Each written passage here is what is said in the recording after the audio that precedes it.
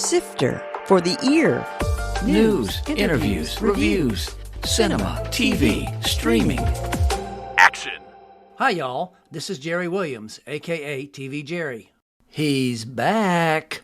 False Negative, An Evening with John Waters, is this Sunday, May 1st at 7 p.m. at the Byrd Theater. In Brent Baldwin's interview for Style Weekly, he asked if he ever got to see my Dirt Woman documentary, and Waters replied, "Yes, I did see it, and it was kind of amazing. She's not real likable in parts. They reveal stuff about her that would make people less likely to finally remember her, so I did like it, because it was warts and all. They did a good job."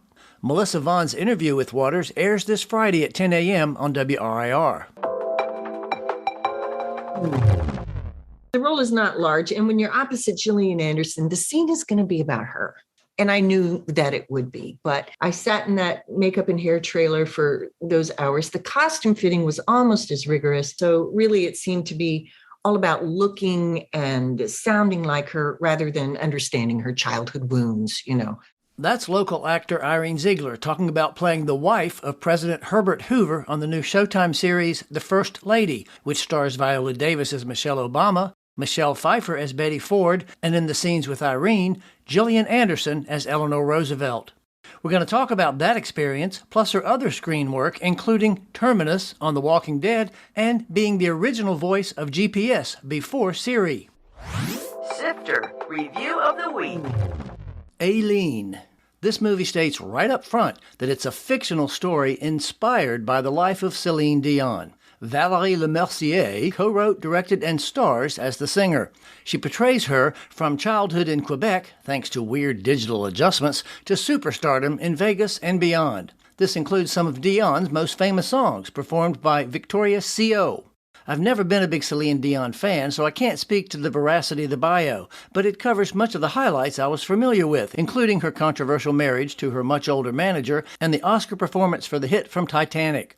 Le Mercier is able enough, but the whole story feels like a Wikipedia account without much emotional depth, even with her struggles. As such, it's more a curiosity as a vanity project for Le Mercier, not Dion. I gave it 2 out of 5 stars. Now, Irene Ziegler, you know, I did not realize this until I looked at your IMDb bio, but you were born in Central Florida, and I was born in Florida. I actually wasn't. I grew up in Central Florida. I was 6 weeks old. I was born in Massachusetts, but my mom went home to have a baby. But I did grow up in Florida, and that's very much part of my blood. And I grew up in this little town in the middle named Chiefland. Have you ever heard of that? Nobody's ever heard of it. I have not. It's about an hour outside of Gainesville. That's all I know. Oh, any oranges there? Any orange groves left? Not a lot. Well, my father was a Baptist minister. That's why we were there. So there were Baptists there. Okay. Thanks to your dad. Imagine that in Florida. So how did you get to Virginia and how did you get into acting? I got to Virginia by applying for a teaching job at Old Dominion University in Norfolk. I was in Michigan at the time, finishing up my graduate studies. I got the job and I was teaching speech and one class of oral interpretation, human communication. So how did you get into theater? Were you one of those little kids from always, or did it come later? Nope. I had a divine inspiration. My 9th grade class, for reasons I don't remember, were bused to Sarasota, Florida for a production of The Glass Menagerie in the Oslo Theater. Wow. And I was mesmerized. And I just remember thinking that I want to do that.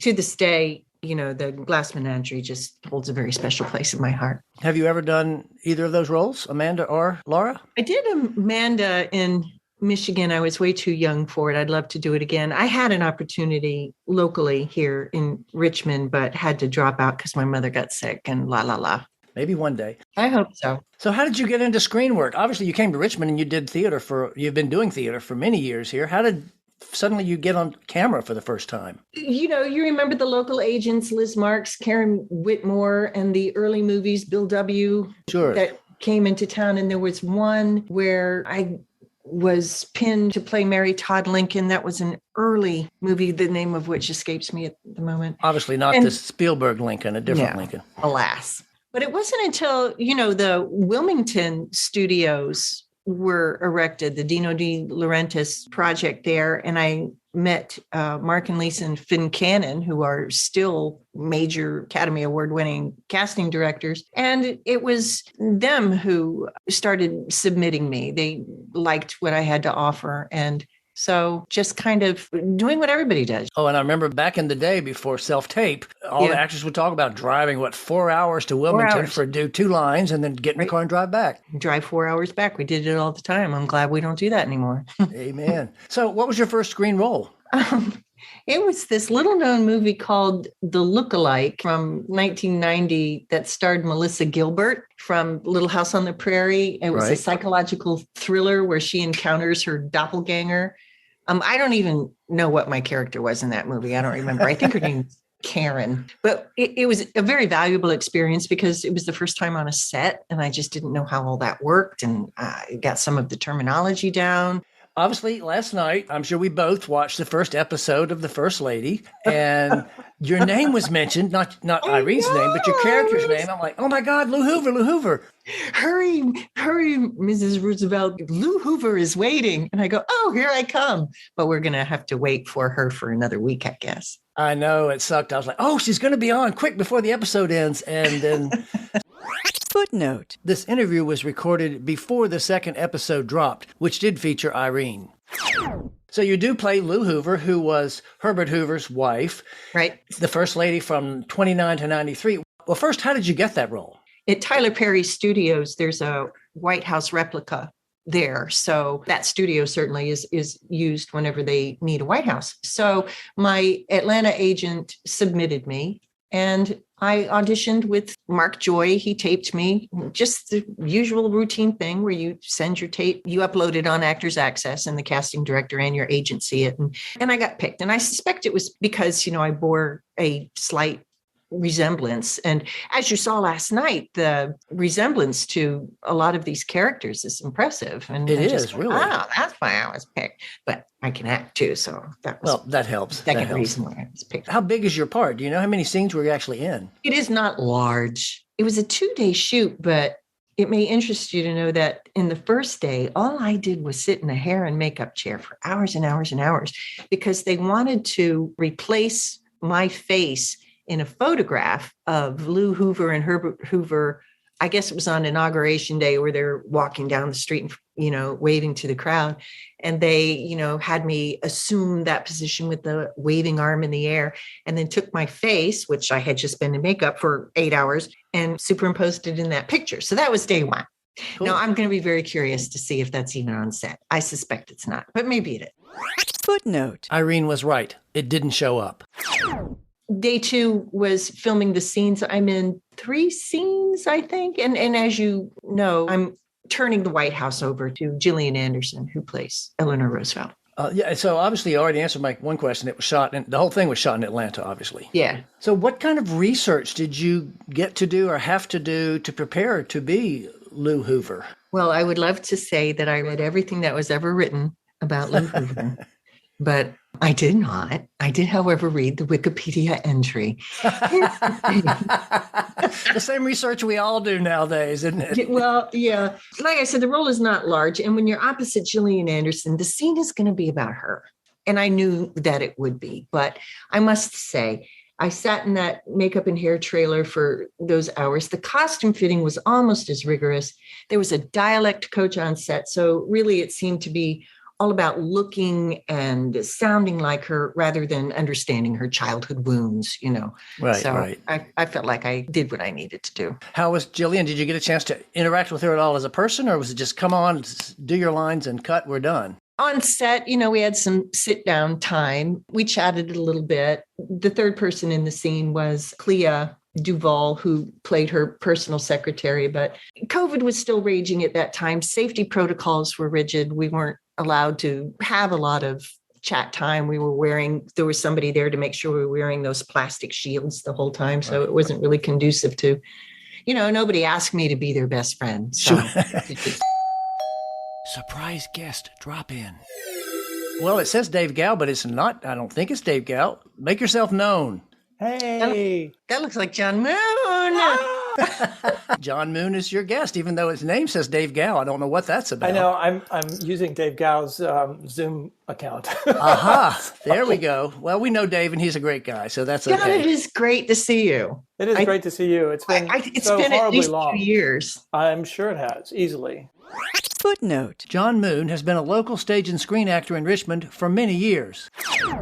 Do you even remember, John, your first impression of Irene? Maybe it was an audition, maybe it was on stage. Oh, for goodness sake. I think maybe the first thing was Frankie and Johnny that we did together. That's the first time I remember meeting you after we were both cast in Frankie and Johnny. So did you read to get opposite each other in auditions and then, oh, by the way, you got cast, or did you find out after audition? I don't even remember the casting process for that, actually. We were picked. Oh, well, maybe that was it. And Bruce Miller was the director. So, And that was how long ago? By the way, it's called Frankie and Johnny and the Claire de Lune is the full title of that. yes. That would have been 1991, late 1991. I just had a baby 3 months earlier, and so did John's wife. Oh, that would be Dylan. And then I directed Irene in a one-woman show, Shirley Valentine. Yep. What do you remember about working with her on that? I remember laughing a lot, mostly. Actually, you asked me about a story to tell, and I did think of one. One of my favorite stories to tell about Irene with regards to theater. Oh, no, you'll like this, I think. Okay, good. Because it's always been one of my favorites. This is about celebrating Irene, the actor, and her success in film. But, you know, the thing that I've always loved about Irene is just how smart and good she is on stage. I was working at Theater Virginia. Irene was in a show called Lettuce and Lovage with Michael Goodwin. And a preface here, one of the things that the theater used to do, which was absolutely absurd to me, was they always had corporate sponsors. And the corporate sponsors were allowed to bring all of their employees, or as many as they could cram into the theater, on like the last dress rehearsal. So the people that had the most invested in this show were probably seeing it at some of its shakiest.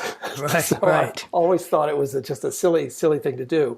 But we were at a dress rehearsal, and I don't know who the corporate sponsor was at, and we had all these, fairly drunk employees there. I think Irene was on stage in a scene with Michael Goodwin, and scene's going along, and then all of a sudden there's this big silence. And I don't know whether it was Irene or Michael. It was totally me. If you've ever been on stage when somebody, either you or your partner go up, it's a little bit like this cloud of gloom descending on you. And you start feeling like the fox that needs to chew its leg off to get out of the trap. And generally, from the audience point of view, you feel it too. You feel that You do stress. feel it, and time just stops. This went on for just a few moments. I'm sure it felt like years to Michael and Irene. But all of a sudden, Irene stands up and walks to the edge of the stage and looks out at the audience and goes, "Ladies and gentlemen, welcome to live theater." Line. And then she calls for the line. And I thought that was so typical of how smart she is on stage. They loved it. They almost gave her a standing ovation for that alone, I think. But it was a very fun moment and one of my favorite stories about Irene. Is that how you remember it, Irene? I do, but just before marching to the front of the stage, I looked back at Michael and I said, "Do you know where I am?" And he said, "No, darling, I don't." And that's when I said, I got to bust this illusion. Off come the masks. And it's like, here it is. You came before we were ready. You're getting something super special right here. Well, and they loved it because they felt like they were in the know then. So there was a line shortly after that incident where I got to say, "Without danger, Mr. Baldolph, there is no theater." And I turned and I winked at the audience and I got a second. And it's like, oh, thank goodness they love me. Yeah. John and Irene, how many times have y'all worked together? Do you know? It hasn't been, we've known each other for a very long time. I'm trying to think if we've had any other on-stage experiences together. A couple of shorty things that Bruce Miller would invite us to. And John would in the past tape auditions for actors. And so whenever I was auditioning for something, I would go to John to help me and invite his direction for my auditions. And you are irreplaceable, my friend. Oh, stop. Well, we want to thank you for dropping in. It was nice of you to surprise Irene today. Well, I couldn't resist the opportunity to see you because it's, as I say, 2 years. And this is almost, I'm still not sure if you're 3D yet, but at least I know you're 2D. So I'll see you and I'll call you. I know you're jumping around a lot, so call me when we can have some lunch. Great. Thank you so much, John. And thanks to Dave Gal for letting us use Yeah, his I stuff. know. Don't tell Dave. Bye, honey. Bye. Bye. That was so fun, Jerry. Thank you so much. Yeah, John, of course, is a great guy, and he was thrilled to do it when I contacted him. Aw. I don't know if there was anything else we wanted to talk about the First Ladies at this point. Well, we watched it last night, and I thought it's very well done. It's very dramatic. There's not a lot of light stuff in it. It's going to be a pretty heavy show, it looks like. Yeah. And just the whole idea of studying the history of the White House through the eyes of the First Lady. Why hasn't somebody thought of that before? Really? And I think the director, Suzanne Bier, who, if you're not familiar with her work, hello, you need to put some Suzanne Bier in your life. Footnote. Suzanne Bier is a Danish film director known in the U.S. for her Oscar winner In a Better World. Also, The Bird Box on Netflix, The Night Manager on AMC, and The Undoing on HBO. She was impressive. She was no nonsense. She yelled at me a lot. For what reason? Just giving you direction? I mean, you weren't doing anything wrong, were you? No, just, I am not on a set every day like Right. Gillian Anderson is. And this is all second nature to, and I was on, I shared a scene with 2 stars who, live on set. My instincts are theater instincts, not camera instincts. So when she says, okay, let's just block the scene and see what happens, she's going, why are you moving so fast? Slow down. Or like, no, this is a 2-shot. Why are you standing there? Follow them. And I'm like, when somebody else is moving, I'm still, because that's typically how you do it on the set. She goes, why are you standing there? She's talking to you finally, she just started telling me what to do, which was such a relief to me. But I also, felt boneheaded about it because, like I said, my instincts aren't as honed as theirs are. And I was just... Well, and as I know from theater, I mean, the directors tell you where to stand and when to walk across the stage. Not on this thing. And it's fast, man, Jerry. You get one rehearsal, and if you don't get it the first time and you don't say something, and then they film it, they were going, I thought you had this. The pressure's amazing. Yeah. But you did okay, I'm sure. You're a pro. I You've been doing I it. did Yeah. okay. Terrific. I can't wait to see it. So you've done so many TV shows and movies. What are some of the most memorable things you can remember that kind of like were cool encounters either with an actor or just something that happened on the set? The story I always tell, because it's imprinted now, was when Anne Bancroft yelled at me on the set of G.I. Jane. Footnote. G.I. Jane was a 1997 fictional film starring Demi Moore as the first female in the Navy SEALs. I was just devastated. I was basically just flapping around her, doing what you shouldn't do to a movie star. And I didn't know that. I couldn't just sit down next to her and start chatting about things she'd been in and so on and so forth. And at some point during the filming, and I was there for several days, she just kind of blew up at me. Well, because you were being so fondling all over all the time? Fawning over Fawning, her. you're right. So, I wasn't fondling her, no. No. Fawning all over. But then you were okay after that, right? She was nice to you? Yeah, I learned to keep my distance after that, not act starstruck, basically, is what I was doing. Well, now, of course, some people may recognize you from The Walking Dead, which, of course, is getting ready to finish up its final season. You were the voice of Terminus when they came into Terminus. Yes. I remember when that happened. What was that experience? Were you just sitting in a booth here in Richmond reading those lines? No. I was actually in Atlanta, and I didn't even get my lines till I was on set. That's how secretive that process is. Wow. They didn't even give me any sides. Sides being just as a matter of explanation, your lines. Right. So I didn't even know what I was going to say or anything like that. The nice thing about that experience, which is unrelated to the movie business, is that the second assistant director turned out to be somebody I went to high school and college with and Wow. was a dear friend of mine. And so we reunited on that set. it was the hottest series on TV at the time. So that was very cool.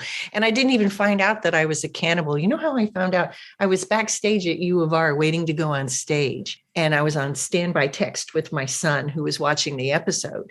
And he texts me and he says, "Mom, you're a cannibal." I said, "Oh, thanks." And then I went on stage and carried on. Because I didn't even know how I fit into the context of the storyline. Right. And of course, now people might remember your voice from that, but I have to tell you, and you'll probably remember this story, quite a few years ago, myself, my husband, and you were going to go see some show out at Hanover Tavern.